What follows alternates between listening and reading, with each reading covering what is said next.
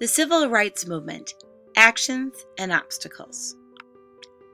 1954, Brown versus Board of Education. One of the first actions in the Civil Rights Movement centered on trying to end segregation in the schools. Linda Brown, an 8-year-old, was denied access to an all-white school, which was only a few blocks from her home. She had attended an all-black school. Along the way to school, she had to cross a dangerous railroad yard and then take a bus for 21 blocks to reach her school. Her father, along with the National Association for the Advancement of Colored People, or the NAACP, sued. The Supreme Court unanimously agreed that schools should be integrated, ruling separate schools were not equal.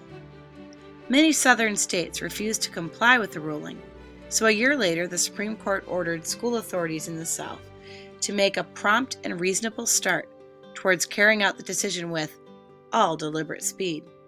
Still, many schools refused to change and integrate. The term disobedience often brings misbehavior to mind. This certainly looks like some fun disobedience, but in the Civil Rights Movement, it had an entirely different meaning.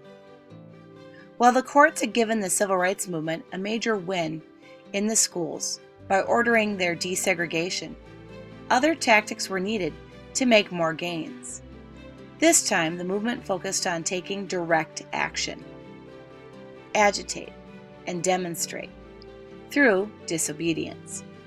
Civil disobedience is choosing to break a law that is unfair. It is a choice by the protester and done on purpose, with thought.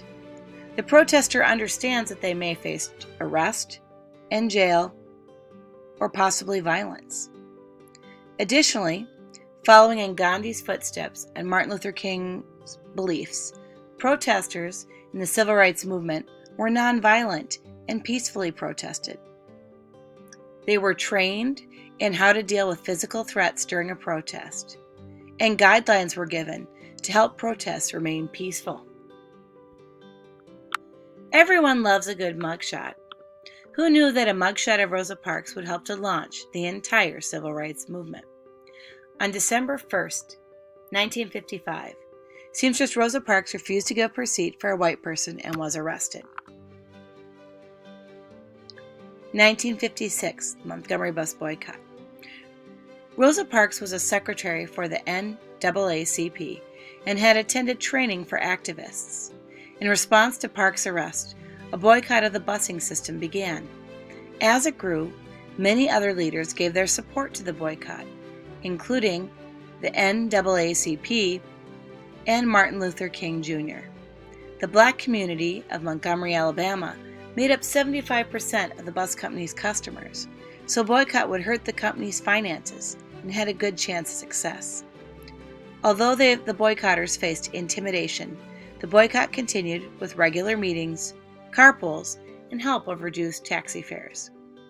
After 381 days, the boycott was successful and Montgomery's buses were integrated.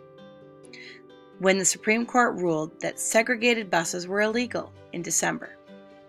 The Civil Rights Movement had just had its first major protest against segregation, and another win.